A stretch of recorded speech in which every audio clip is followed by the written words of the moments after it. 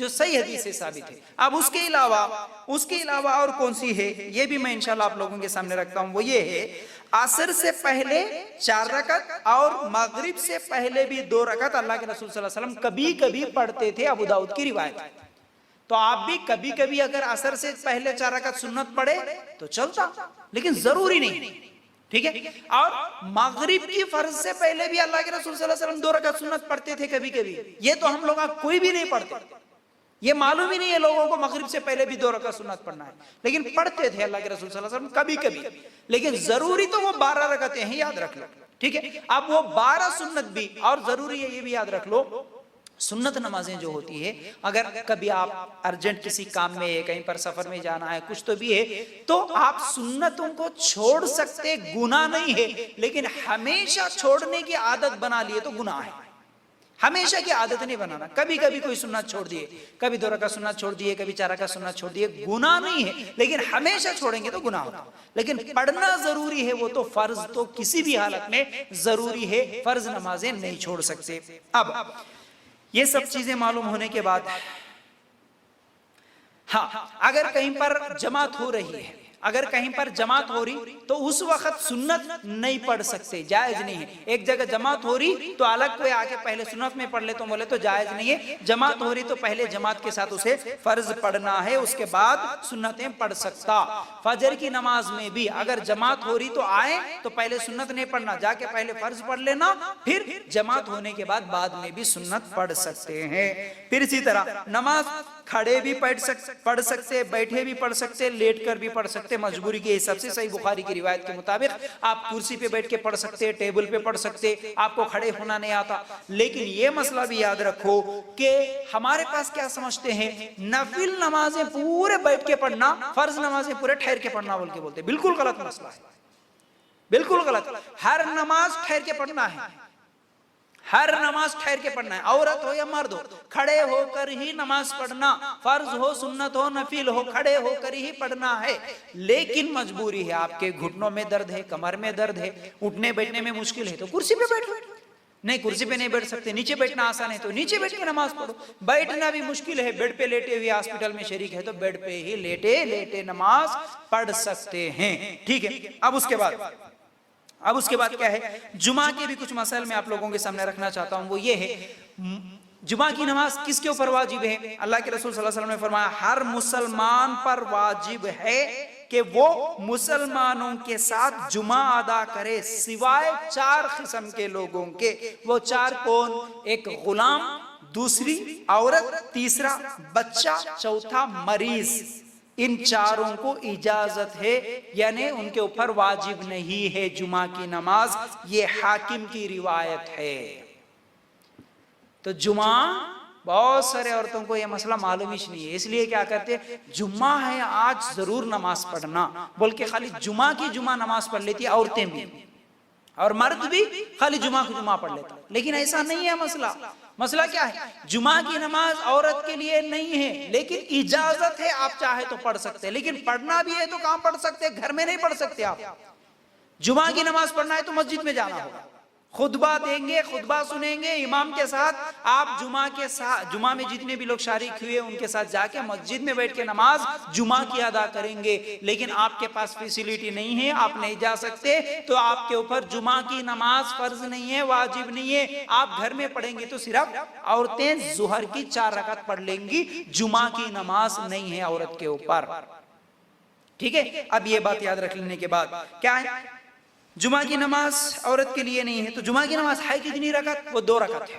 अल्लाह के रसूल सल्लल्लाहु अलैहि वसल्लम 2 रकात नमाज पढ़ाते थे जुमा की। नसाई जुमा की सिर्फ 2 रकात है, इमाम साहब पढ़ाएंगे 2 रकात फर्ज बस। उसके बाद या उससे पहले, उसके बाद या उससे पहले के ताल्लुक से अल्लाह के रसूल सल्लल्लाहु अलैहि वसल्लम ने फरमाया कि जो गुस्ल करे और जुमा के लिए आए, जितनी मुकद्दर में हो वो नमाज पढ़े। सही मुस्लिम की रिवायत, मतलब जुमा से पहले आप कितनी भी नफिल पढ़ सकते हैं। इमाम साहब खुतबा देने से पहले पहले जितनी भी नफिल पढ़ना है पढ़ सकते, जुमा की फर्ज नमाज से पहले। लेकिन नमाज हो गई, जुमा की 2 रकत फर्ज हो गए, अब उसके बाद कितनी पढ़ना? अल्लाह के रसूल सल्लल्लाहु अलैहि वसल्लम से 4 रकत भी साबित है, सही मुस्लिम की रिवायत के मुताबिक 2 रकत भी साबित है। अल्लाह के रसूल सल्लल्लाहु अलैहि वसल्लम घर में जाते तो 2 रकत पढ़ते थे। तो मर्द भी घर में सुन्नत पढ़ना, यह सुन्नत तरीका है।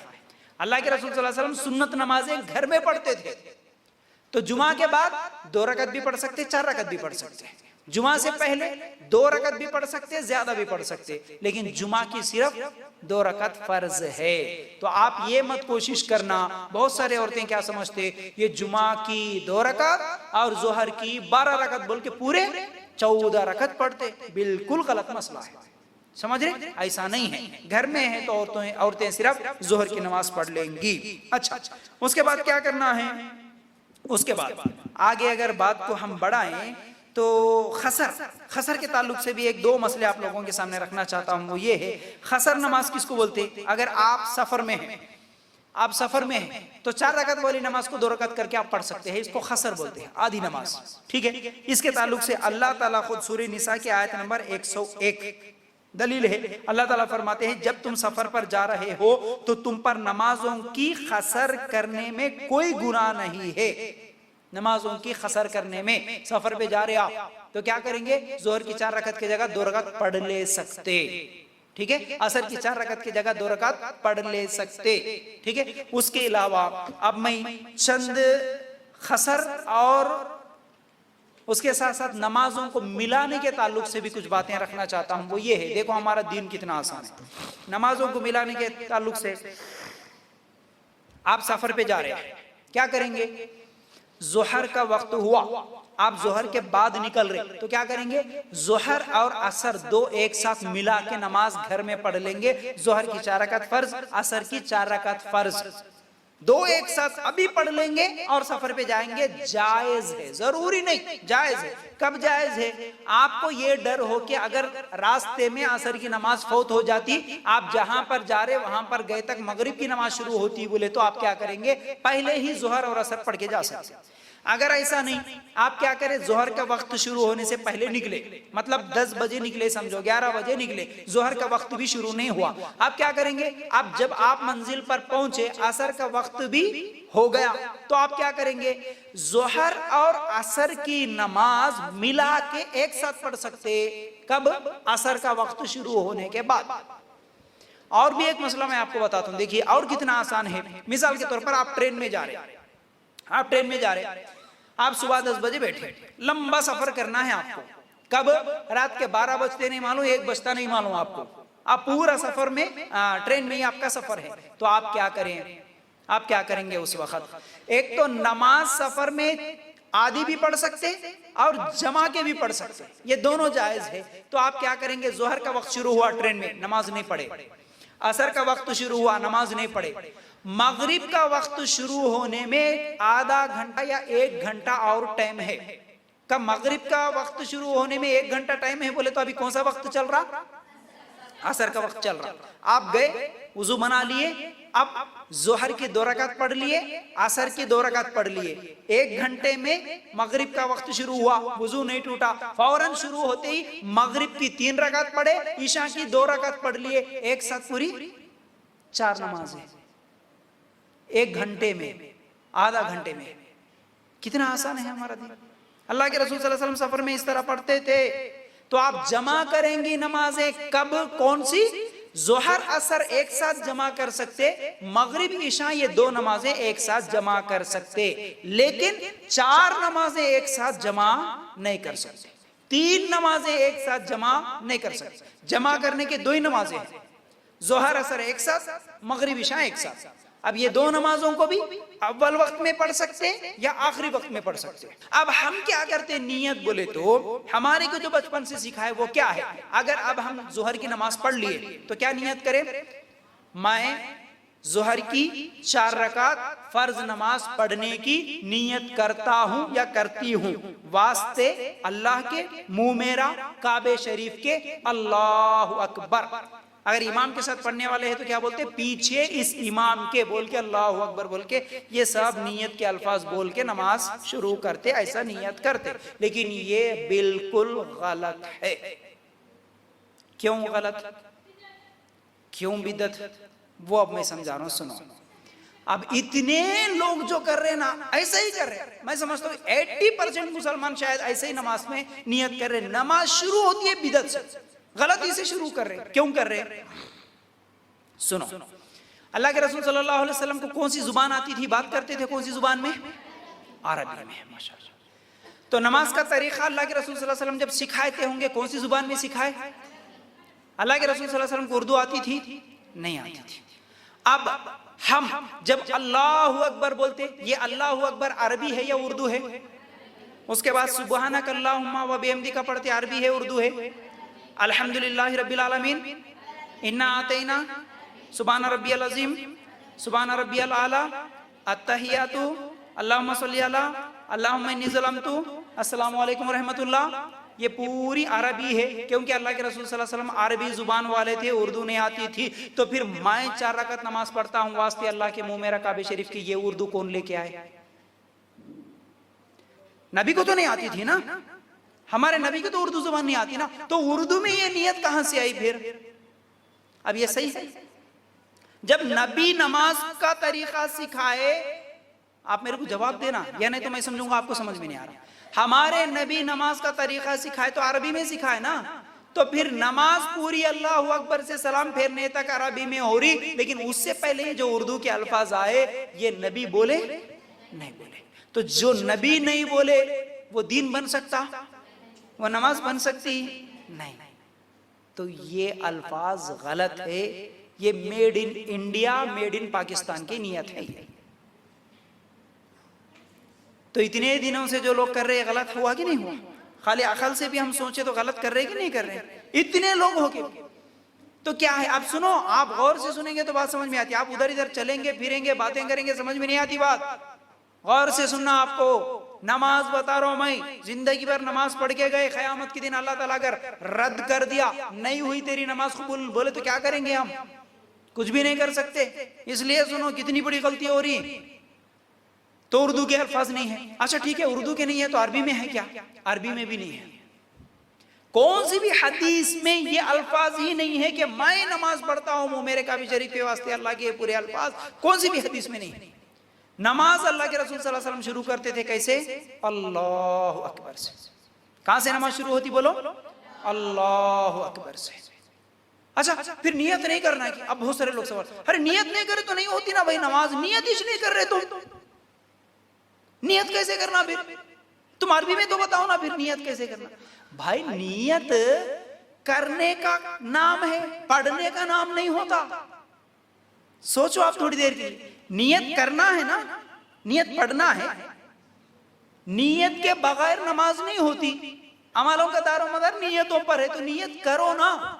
एक मर्तबा इसी तरह मेरा जो है सो, मैं जब दुबई में था तो कुछ लोग आके ऐसे मेरे से सवाल कर रहे थे, एक मुनाजरा हुआ छोटा सा, भाई तुम नियत ही नहीं करते।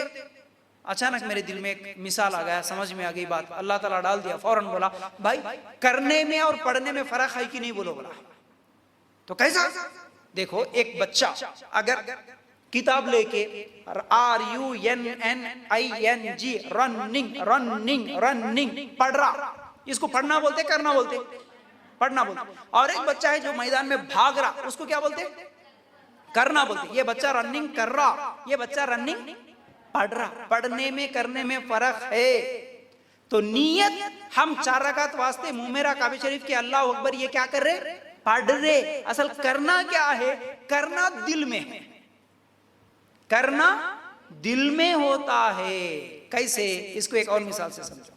एक मर्तबा ऐसा ही एक साहब को समझाने के वास्ते एक आलिम साहब क्या करे कहते, उन्होंने आके सीधा सब, बहुत सारे लोग बोलते हैं मस्जिद में आके ऐसा वुजू करके मुंह पूरा पहुंच लेते हुए, आस्तीना चढ़ा लेते हुए, जोहर की 4 रकात वास्ते अल्लाह की मेरे का शरीफ के अल्लाहु अकबर बोल के ऐसा बोलते। अब उन्होंने सुन लिए, सुन ले के आके क्या करे कहते, उनके बाजू में ठहर के उन्होंने आके क्या करे, उन्होंने भी नो बोले जैसा मैं भी जोहर की 4 रकात वास्ते अल्लाह के मुंह मेरे काबे शरीफ के फैन के नीचे ठहरा, मेरे पैरों के नीचे जानिमात है, मेरे सामने मस्जिद है, मस्जिद का कलर ये है, मस्जिद की दीवार ये है, दाएं तरफ मेरा बड़ा भाई ठहरा, बाएं तरफ छोटा भाई ठहरा, मेरे पीछे 10 आदमियां है, सामने 1 आदमी, ये पूरा बोलेगा थे, ये पूरा बोल के अल्लाह अकबर बोलेगा थे, उसको सुनने आए जैसा।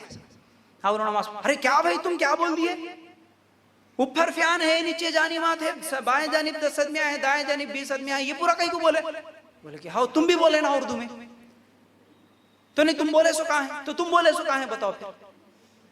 ये भी नहीं है हदीस में, वो भी नहीं है, तो ये बोलने की जरूरत नहीं। अच्छा, मुंह मेरा काबे शरीफ के, मतलब मैं काबे शरीफ की तरफ मुंह कर रहा हूं। कोई काबे की तरफ छोड़ के दूसरी तरफ करके नमाज पढ़ता कोई? किसको बोल रहे आप? अच्छा, आप खाना खाते, खाना खाने के लिए जब बैठते, आप अगर पढ़ लेते बैठे या कुछ तो भी कर लेते बैठे, मोबाइल देखते हुए बैठे, अम्मी दस्तरखान लगा दिए, खाना लगा दिए, आपको बुलाए बेटा आओ खाना खाने के लिए, आप क्या करेंगे? खाना खाएंगे, आएंगे बिस्मिल्लाह बोल के शुरू करेंगे। लेकिन दस्तरखान पे बैठने के बाद मैं खाना खाने की नीयत करता हूँ, एक प्लेट लेके सामने रख लिया, 1 चम्मच खाना डाल लूंगा, 2 चम्मच सालन डाल लूंगा, मेरे सामने पानी का गिलास है, बाद में पानी पीऊंगा, बिस्मिल्लाह बोल के खाते? नहीं ना। नियत का मतलब क्या होता? नियत का मतलब इरादा है। आप यहां पर आए इज्तिमा में, घर में बोल ऐसा बोल के आए, मैं नियत करती हूं इज्तिमा में जाने की, बाहर निकलूंगी, ऑटो में बैठूंगी, पैसे दूंगी। नहीं ना, आपके दिल में इरादा आया, नियत हो गई, आप आए बैठे, ये नियत है। ये नियत दिल के इरादे को बोलते हैं, नियत जुबान से बोलने को नहीं बोलते। समझ में आ गई ना बात? तो अल्लाह के रसूल सल्लल्लाहु अलैहि वसल्लम नियत करते थे, तो आप भी जो भी नमाज पढ़ेंगे दिल में ख्याल होगा। जोहर की नमाज पढ़ रहे, आपको मालूम है आप दूसरे काम कर रहे थे, अजान सुने, आप उठे, वुजू बनाने के लिए गए, हो गई ना आपकी नियत। आपकी नियत थी तभी तो उठ के आप नमाज पढ़े, वुजू बनाने के लिए गए। अगर नियत नहीं रही तो कहीं गुजारते थे। तो ये नियत दिल के इरादे का नाम है। आप आए, दिल में जो आपका ख्याल है, जोहर पढ़ रहे तो आपके दिल में पहले ख्याल आया ना, बस वही आपकी नियत है। 4 रकात पढ़ रहे, दिल में ख्याल आया, जुबान से बोले सिर्फ अल्लाह अकबर, ठीक है, ये नियत हो गया। अच्छा, अब नियत के बाद ये अल्फाज जो है किसी भी सही हदीस से साबित नहीं है। अल्लाह के रसूल सल्लल्लाहु अलैहि वसल्लम कभी ये अल्फाज के साथ नियत करे ना कोई सहाबी। अच्छा, नियत हो गया। नियत के बाद क्या करेंगे? क़ियाम, जैसा कि क़ियाम करने का मतलब ठहरना। ठहरे, आप ठहर के क्या करेंगे? नमाज खड़े होकर ही पढ़ना है। जैसे कि मैं इससे पहले आपको पढ़ा, नमाज खड़े होकर पढ़ो। अल्लाह के रसूल सल्लल्लाहु अलैहि वसल्लम ने फरमाया अगर ताकत नहीं है तो बैठकर पढ़ लो, इसकी भी ताकत नहीं है तो लेटकर नमाज पढ़ो। सही बुखारी 117 हदीस नंबर है, ठीक है। सही मुस्लिम 390391 ये भी हदीस नंबर है। बैठ के और लेट के भी नमाज पढ़ सकते। अब क्या करना? अल्लाहु अकबर बोल के हाथ उठाए। हाथ उठाते वक्त आप क्या करना है? अल्लाहु अकबर कहते हुए हाथों को कंधों के बराबर या कानों तक उठा सकते हैं। सही बुखारी 738 हदीस नंबर। हाथ कहां तक उठाना है? कंधों तक या नहीं तो कानों तक। लेकिन कानों को पकड़ना, सर को हाथ लगाना, कान में उंगलियां रख लेना, कान में जेवरा है कि नहीं कि बोल के देख लेना, ये तरीका नहीं है। कान के बालियां टच कर लेना, ये नमाज का तरीका नहीं। सिर्फ हदीस के नंबर में आप लोगों को लिखाया, इसलिए क्या करना है? अब ये उंगलियां खुली भी रह सकती हैं और मिला के भी रह सकते हैं, और हाथ इस तरह किबले की तरफ, देखो मेरी को अच्छी तरह, ठीक है। अल्लाहु अकबर, कंधों तक, इस तरह कंधों तक भी उठाए या नहीं तो कानों तक उठाए। इस तरह उंगलियां खुली भी रख सकते हैं थोड़ी सी, या इस तरह बंद करके भी, लेकिन हाथ इस तरफ सीधे होना किबले की तरफ, ऐसे नहीं होना। बहुत सारे लोग ऐसा करते, ऐसा नहीं है, समझ रहे? इस तरह हाथ उठाना है। अच्छा, अब हाथ उठाने का मसला समझ में आ गया। तमाम आज़ा, हथेली की उंगलियां सब के सब क्या है? किबले की तरफ। अब पूरी बॉडी क्या है? किबले की तरफ है, राइट। अब उसके बाद क्या करना है? हाथ बांधना। हाथ कहां बांधना है? पहले हदीस सुना देता हूं। सीने पर हाथ बांधने की दलील इब्ने खुज़ैमा 479, अबू दाऊद 667, अबू दाऊद 687, ये 3 हदीसों में आप देख सकते हैं अल्लाह के रसूल सल्लल्लाहु अलैहि वसल्लम सीने पे हाथ बांधते थे। नाव के नीचे हाथ बांधने वाली हदीस सही हदीस नहीं है, ज़ईफ हदीस है। तो मर्द भी सीने पे बांधेगा, औरत भी सीने पे हाथ बांधेंगे नमाज में। लेकिन नमाज में सीने पे हाथ बांधने के 3 तरीके। कैसे? एक, इस तरह हथेली के ऊपर आए, इस तरह भी बांध सकते हैं, ठीक है। फिर इसी तरह दूसरा क्या है, कलाई बोलते हैं ना, ये कलाई और दूसरी कलाई दो मिला के इस तरह भी हाथ बांध सकते हैं, ठीक है। फिर इसी तरह ये यहाँ पर भी हाथ के ऊपर हाथ रख सकते हैं, इस तरह। यहीं पर 3 तरीके, मतलब हाथ बांधेंगे सीने पर ही, लेकिन सीने पे हाथ बांधना, हथेली को हथेली पर रख सकते हैं, कलाई को कलाई पर, या उंगलियों को कोहनी पर रख सकते हैं, यहां तक, ठीक है। और बहुत ज्यादा ऐसा भी नहीं बांध लेना, बहुत ज्यादा क्या है, पूरा नाफ के नीचे भी, एक अंदाज में। ये कलाई पर रखेंगे तो आपका हाथ जहां तक आ सकता है वहां पर आप हाथ बांध सकते हैं। ये है सीने पे हाथ बांध के ठहरने का तरीका, मर्द भी और औरत भी, ठीक है। अब उसके बाद निगाह कहाँ रहना, निगाह सजदे की जगह पूरी नमाज में। कैसे? देखो अल्लाह के रसूल सल्लल्लाहु अलैहि वसल्लम की हदीस कहां पर मौजूद है, इधर उधर न देखे, सजदे की जगह ही निगाह रहे, न आसमान की तरफ देखे। दलील अबू दाऊद की हदीस 909, सही बुखारी की हदीस 751, सही मुस्लिम की हदीस 427। अल्लाह के रसूल सल्लल्लाहु अलैहि वसल्लम फिर आंखें भी खोल के रखते थे, नमाज में आंख नहीं बंद करना। दलील सही बुखारी 373, 374, ये हदीस नंबर की दलील है। फिर इसी तरह तशहुद में दाएं हाथ की शहादत वाली उंगली पर नजर रखना चाहिए। दलील नसाई की रिवायत है 1161। पूरी नमाज में आपकी निगाह सजदे की जगह होनी चाहिए, लेकिन सिर्फ तशहुद में उंगली के ऊपर आपकी नजर होना। रुकू कर रहे जब भी बहुत सारे लोग अपने पैरों की उंगलियों को देखते हैं, ऐसा नहीं करना। रुकू में भी सजदे की जगह ही नजर रहना चाहिए। हदीस की नंबर आप लोगों के सामने दलील में दे दिया। अच्छा, उसके बाद इफ्तिता, जैसे ही अल्लाह अकबर बोले नियत करे, सीने पे हाथ भर लिए, दुआ है इफ्तिता। जैसा कि मैं परसों बताया, सुबहानक अल्लाहुम्मा ये भी पढ़ सकते हैं, अल्लाहुम्मा बाइद बैनी ये भी पढ़ सकते हैं। दलील सही बुखारी 744, इसमें अल्लाहुम्मा बाइद बैनी ये दुआ मौजूद है। सुबहानक अल्लाहुम्मा सही मुस्लिम 399, तिरमिजी 242, इसमें ये दुआएं मौजूद है। उसके अलावा सही मुस्लिम 601 में भी एक और दुआ मौजूद है। अब ये दुआ पढ़े, उसके बाद क्या करना, आऊज़ु बिल्लाहि मिनश शैतानिर रजीम, ये भी पढ़ सकते, आऊज़ु बिल्लाहि समीइल अलीमी मिनश शैतानिर रजीमी मिन हमज़िही व नफ़्ख़िही व नफ़्सिही। अबू दाऊद 775, इस हदीस के अंदर ये दुआ भी मौजूद है। मतलब ये आऊज़ु बिल्लाहि मिनश शैतानिर रजीम पढ़ सकते। उसके बाद बिस्मिल्लाहिर रहमानिर रहीम पढ़ना है, 906, नसाई की रिवायत हदीस नंबर 906। तो क्या करे, हाथ बांधने के बाद आऊज़ु बिल्लाहि क्या करे, सुबहानक अल्लाहुम्मा पढ़े, उसके बाद आऊज़ु बिल्लाहि मिनश शैतानिर रजीम पढ़े, उसके बाद बिस्मिल्लाहिर रहमानिर रहीम पढ़े। उसके बाद सूरह फातिहा पढ़ना। सूरह फातिहा के बगैर कोई नमाज कबूल नहीं होती, अल्लाह के रसूल सल्लल्लाहु अलैहि वसल्लम ने फरमाया। दलील सही बुखारी 706, सही मुस्लिम 394 के मुताबिक सूरह फातिहा पढ़ना जरूरी है। अब जैसे ही सूरह फातिहा पढ़े, उसके बाद क्या करना है, सूरह फातिहा जैसे ही मुकम्मिल हो गई, आमीन कहना है। सही बुखारी 780, सही बुखारी 782, ये हदीस के नंबर से आमीन कहना चाहिए। अब उसके बाद दूसरा सूरा पढ़ना है। दूसरा सूरा पढ़ने से पहले क्या करना, बिस्मिल्लाहिर रहमानिर रहीम पढ़ना है। सही बुखारी 793 हदीस की ये दलील है। ठहर ठहर के क़िरात करना है, बिस्मिल्लाह पढ़ के दूसरा सूरा पढ़ना है। अब दूसरा सूरा पढ़ लिया, मिसाल के तौर पर इन्ना आतैना पढ़ लिया, ठीक है, सूरह कौसर पढ़ लिया। अब पढ़ने के बाद क्या करना है, रुकू करना है। अब रुकू कैसे करेंगे, रुकू करते वक्त भी, अब सुनो, सीने पे हाथ बांधे थे, सूरह फातिहा पढ़े, बिस्मिल्लाह पढ़े, इन्ना आतैना कल कौसर पढ़े। अब जैसे ही ये मुकम्मिल हुआ, अल्लाहु अकबर बोल के फिर से रफुल यदैन करते हुए रुकू करना है। रफुल यदैन बोलते हैं इसको, हाथ उठाने को रफुल यदैन कहते हैं। फिर से एक मर्तबा रफुल यदैन करके अल्लाहु अकबर बोल के आपको रुकू में जाना है। इसकी दलील सही बुखारी 735, सही मुस्लिम 390, अबू दाऊद 730, बल्कि हर हदीस की किताब में रफुल यदैन करने की हदीस हमको मिलती है। बहुत सारी हदीसें हैं, मैं चंद अहम दलीलें यहाँ पर आप लोगों के सामने लेकर आया। तो अल्लाहु अकबर कहते हुए रुकू में जाना है, सही बुखारी 803 के मुताबिक।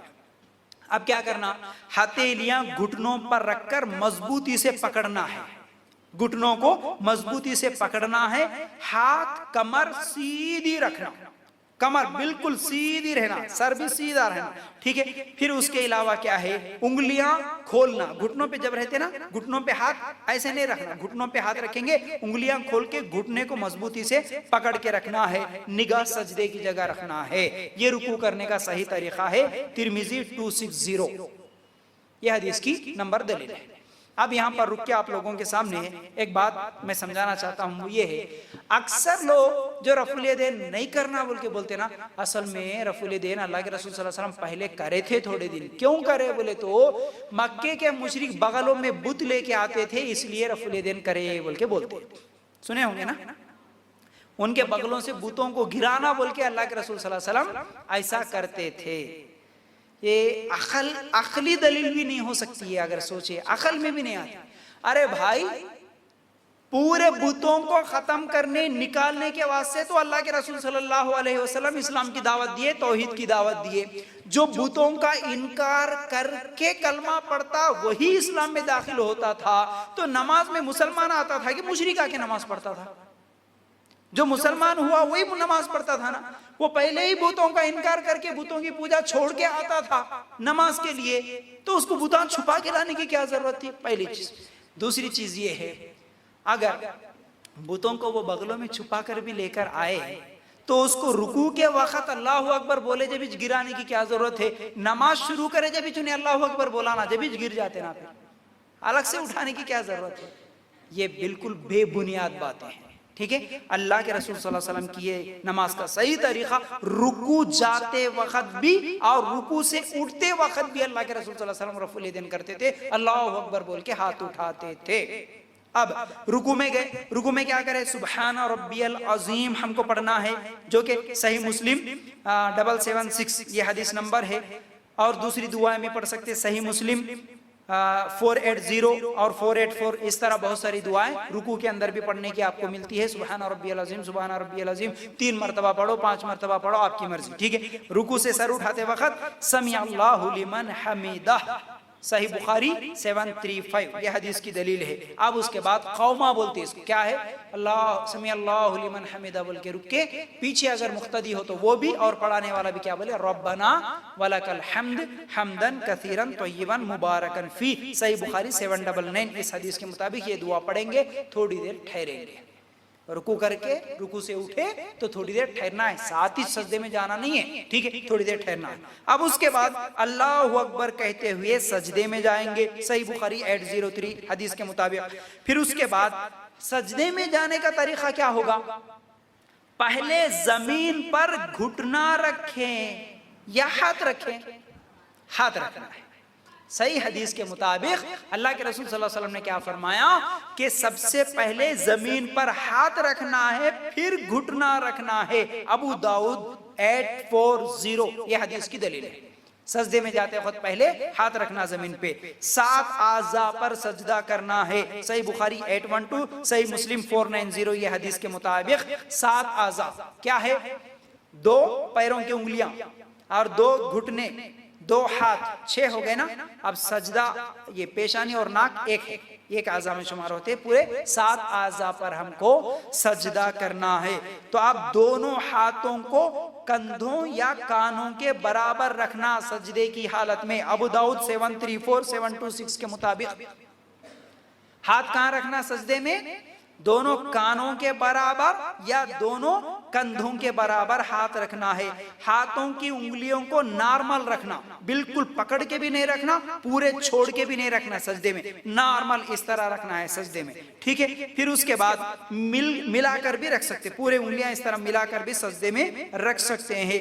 फिर बाजू जमीन से उठा के पहलू से दूर रखना, सही बुखारी 828 के मुताबिक। औरत हो या मर्द हो, ये बाजू है ना, ये कोहनियां जमीन से उठा के रखना, बिछा के नहीं रखना, उठा के रखना, और पहलुओं से भी, पेट को भी चिपका के रखना नहीं है, अलग रखना है, ठीक है। फिर दोनों पांव के एड़ियां मिला के रखना सजदे में, 2 पैरों के एड़ियां मिला के रखना, दूर दूर नहीं रखना, 2 पैर मिला के रखना, एड़ियां मिला के रखना और खड़े रखना और उंगलियां इस तरह रखना, उंगलियां खिबले की तरफ होंगे, पैरों की उंगलियां मोड़कर खिबला रुख करके इस तरह पैरों को भी रखना है। सही मुस्लिम 486 और इब्ने खुज़ैमा 654 के मुताबिक ये सजदा करने का तरीका है। इंशाल्लाह यहाँ पर प्रैक्टिकल भी बताएंगे, ठीक है। उसके बाद सजदे की दुआएं सुबहान रब्बियल आला भी पढ़ सकते हैं। उसके अलावा बहुत सारी दुआएं हैं। सही मुस्लिम 772, सही मुस्लिम 484, 483, 486, 487, 771। ये अगर आप हदीस निकाल कर देखेंगे तो बहुत सारी दुआएं मिल जाती है।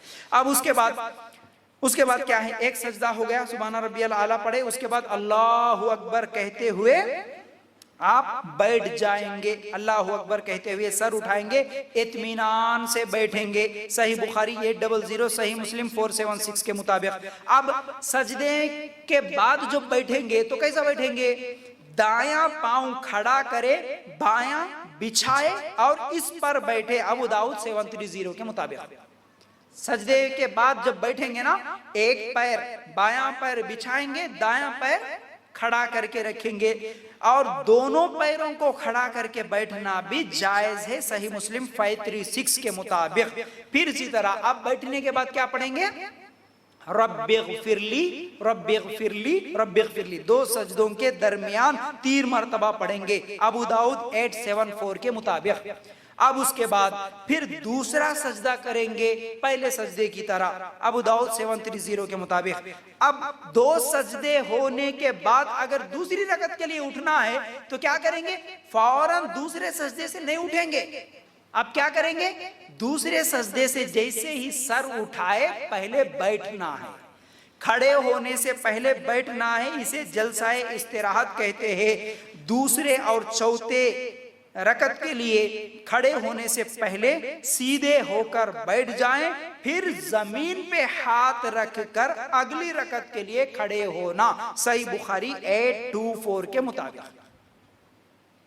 एक रकत हो गई, सजदे से उठे, सर उठाए तो बैठ जाओ, बैठ के फिर जमीन पे 2 हाथ रख के वजन डाल के फिर दूसरी रकत के लिए खड़े होना है, ठीक है। ये हमारे नबी सल्लल्लाहु अलैहि वसल्लम का तरीका है। अब आखिरी 2 रकतों में सिर्फ सूरह फातिहा पढ़े, बिस्मिल्लाह पढ़े, सना पढ़ने की जरूरत नहीं है। सही मुस्लिम 599 के मुताबिक 4 रकत वाली पढ़ रहे, आखिरी 2 रकतों में सना पढ़ने की जरूरत नहीं है। बिस्मिल्लाह पढ़ो, सूरह फातिहा पढ़ो, उसके बाद दूसरा सूरा भी पढ़ना है तो पढ़ सकते, वरना पढ़ने की जरूरत नहीं है। अब उसके बाद आपकी 2 रकत मुकम्मिल हो गई। इसी तरह दूसरी रकत पढ़ लिए, अब तशहुद में बैठे, अत्तहियात पढ़ना है। कैसे पढ़ेंगे, तशहुद में सलाम फेरने वाले तशहुद के अलावा, सलाम फेरने वाले यानी आखिरी तशहुद के अलावा अगर आप 2 रकत वाली नमाज में जो तशहुद में बैठते ना, या 3 रकत वाली में भी अगर आप तशहुद में बैठे, उस तशहुद में आप सलाम नहीं फेर रहे, समझो बीच वाली तशहुद है, तो क्या करेंगे, एक पांव बिछा के और एक पांव खड़ा करके रखेंगे। दाएं हाथ की तमाम उंगलियां, तशहुद पढ़ने का तरीका देखो, दाएं हाथ की तमाम उंगलियां बंद कर लेना, अंगूठा और दरमियानी उंगली पर, अंगूठे को क्या करना, दरमियानी उंगली पर रखना है। फिर इसी तरह क्या है, तशहुद वाली उंगली उठाकर इससे इशारा करना है। सही मुस्लिम 116 और सही मुस्लिम 580 के मुताबिक शुरू से लेकर आखिर तक हरकत देते रहना है। नसाई 890 के मुताबिक नजर शहादत वाली उंगली पर रहना है। अबू दाऊद 990 के मुताबिक तशहुद में आप बैठे, रानों पर हाथ रखे, घुटनों के पास उंगलियां रखे, उंगलियां खोल के रखे, लेकिन दाएं हाथ को ये बीच वाली उंगली और अंगूठे को इस तरह मिला के रखे। मिलाने के बाद इस तरह करके ये जो शहादत की उंगली है, इससे पूरी अत्तहियात में हरकत देते रहना है। हम लोग क्या करते, सिर्फ एक बार अशहदु अल्ला इलाहा बोले जब हाथ उंगली उठाते, लेकिन ये सही तरीका नहीं है। आप अत्तहियात शुरू करें जब से सलाम फेरे तक इस तरह उंगली की हरकत करते रहना, ये सही तरीका है। अच्छा, अब क्या करेंगे, अत्तहियात पढ़ेंगे। सही बुखारी 1202, सही मुस्लिम 406 के मुताबिक दरूद पढ़ेंगे। सही बुखारी 337 के मुताबिक, सही मुस्लिम 406 के मुताबिक। उसके बाद दरमियानी तशहुद में सिर्फ अत्तहियात पढ़े, दरूद भी पढ़ सकते हैं। दरमियानी तशहुद, मतलब अगर 4 रकत वाली नमाज में दरमियानी तशहुद में जब बैठते तो दरूद भी पढ़ सकते हैं, नसाई 1761 के मुताबिक। अब तशहुद में दुआएं पढ़ सकते हैं, कुरानी दुआएं भी पढ़ सकते हैं, रुकू सजदे में भी दुआएं पढ़ सकते हैं, अरबी में होना, तशहुद में बैठ के कौन सी भी दुआ पढ़ सकते हैं आप दरूद के बाद, ठीक है। अब तीसरी रकत के लिए, अब 2 रकत वाली अगर नमाज मुकम्मिल हो गई, आप खड़े हो रहे, खड़े होते वक्त फिर अल्लाहु अकबर बोल के हाथ उठाना है आपको, अल्लाहु अकबर बोल के हाथ उठा के फिर रफुल यदैन करके तीसरी रकत के लिए नियत बांधना है, मतलब हाथ बांधना है, समझो इस बात। 2 रकत हो गए, अत्तहियात पढ़े, दरूद पढ़े, तीसरी रकत के लिए भी खड़े हुए जब अल्लाहु अकबर बोल के हाथ उठाना है कंधों के बराबर।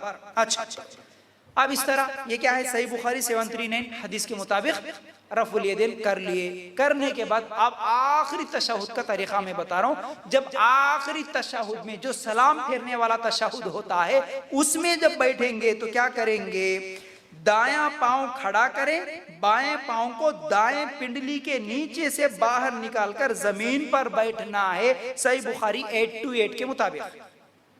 आखिरी तशहुद जो सलाम फेरने वाला होता, दायां पैर तो खड़ा है, लेकिन जो पहले तशहुद में क्या करे, बाएं पैर को बिछा के उसके ऊपर हम बैठे थे ना, अब क्या करना है, बाएं पैर को भी बाहर निकालना है, पिंडली के बाहर निकाल के बैठना जमीन पर है। अब पैर पे नहीं बैठना, जमीन के ऊपर बैठ जाना, ठीक है। ये आखिरी तशहुद में बैठने का तरीका।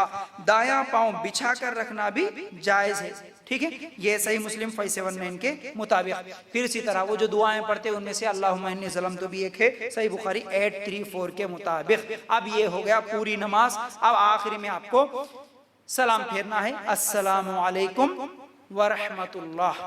क्या है, दुआएं पढ़ने के बाद अस्सलामु अलैकुम, अस्सलामु अलैकुम, और ये भी साबित है अस्सलामु अलैकुम व रहमतुल्लाहि व बरकातुहु, अबू दाऊद 979, अबू दाऊद 996 के मुताबिक, ठीक है। अब सलाम फेर दिए, नमाज मुकम्मिल होगी, नमाज हो गई। अब नमाज के बाद इज्तिमाई दुआ किसी भी सही हदीस से साबित नहीं है। सब लोग मिलकर, जितने जमात के साथ नमाज पढ़े, अब सामने पढ़ाई सुनो, दुआएं कर रहे, पीछे वाले आमीन आमीन बोल रहे, ये सही हदीस से साबित नहीं है। दुआ करना है, आप अपनी अपनी दुआ कर लो, अकेले अकेले दुआ करना है, लेकिन नमाज के बाद इज्तिमाई दुआ सही हदीस से साबित नहीं है। असल में नमाज के बाद करना क्या है, सलाम फेरने के बाद क्या करना है, सलाम फेरने के बाद दुआ कबूल होने का वक्त है, तो आप अपनी अपनी दुआएं कर लो, लेकिन उससे पहले सलाम फेरते ही कुछ अज़कार पढ़ना है। ये अक्सर मुसलमानों को नहीं मालूम अज़कार क्या है। देखिए, सलाम फेरने के बाद बुलंद आवाज से अल्लाहु अकबर बोलना। कैसे, अस्सलामु अलैकुम, जैसे सलाम फेरे ना, सलाम फेरते ही बुलंद आवाज से एक बार अल्लाहु अकबर बोलना, सही बुखारी 842 के मुताबिक।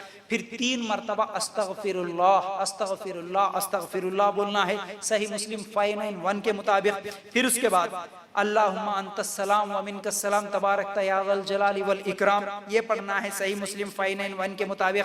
फिर उसके बाद रब्बी आइन्नी अला ज़िक्रिका व शुक्रिका व हुस्नी इबादतिक पढ़ना है, अबू दाऊद 1522 के मुताबिक। फिर उसके अलावा बहुत सारी दुआएं हैं, सही मुस्लिम 593 594 के मुताबिक। उसके बाद आयतल कुर्सी पढ़ना है, नसाई 106 के मुताबिक आयतल कुर्सी पढ़ना है हर फर्ज नमाज के बाद। फिर उसके बाद 33 मरतबा सुभान अल्लाह, 33 मरतबा अल्हम्दुलिल्लाह, 33 मरतबा अल्लाहु अकबर पढ़ना है। उसके बाद ला इलाहा इल्लल्लाहु वहदहु ला शरीका लहु लहुल मुल्कु व लहुल हम्दु व हुवा अला कुल्ली शैइन क़दीर पढ़ना है, सही मुस्लिम 597 के मुताबिक। ये पूरे अज़कार पढ़ के दुआ करना है तो कर लो, लेकिन अल्लाह के रसूल सल्लल्लाहु अलैहि वसल्लम ये सब दुआएं पढ़ते थे, अज़कार पढ़ते थे हर फर्ज नमाज के बाद। हम क्या करते, जैसे ही नमाज हो गई सलाम फेर दिए, खाली हूँ, रस्मी तौर पर हाथ उठा दिए, अल्लाहुम्मा सल्लल्लाहु अलैहि वसल्लम कुछ तो भी बोल दिए, सुभान रब्बिक रब्बिल इज्जत बोल दिए, भागे। ऐसा नहीं है। और अक्सर लोग क्या बोलते, खाली असर में चाहिए 33 मरतबा सुभान अल्लाह पढ़ना और फजर में पढ़ना बोल के बोलते। ऐसा नहीं है, हर नमाज के बाद 33 मरतबा पढ़ना है, हर नमाज के बाद, और हर नमाज के बाद आयतल कुर्सी पढ़ना है, समझ रहे। इसके अलावा भी और बहुत सारी दुआएं, अच्छी अच्छी दुआएं, छोटी छोटी दुआएं हैं, वो दुआएं याद करो नमाज के बाद पढ़ने की, ये अज़कार है। ये है मुकम्मिल नमाज का तरीका सही हदीस की रोशनी में। तो बहरहाल उम्मीद करता हूँ बातें समझ में आगे होंगी। अल्लाह ताला से दुआ भी करता हूँ कि अल्लाह हमें कहने सुनने से ज़्यादा अमल की तौफीक अता फरमा। अल्लाह हमको सुन्नत के मुताबिक अमल करने की तौफीक अता फरमा। व आखिर दावाना अनिल हम्दुलिल्लाहि रब्बिल आलमीन। अस्सलामु अलैकुम।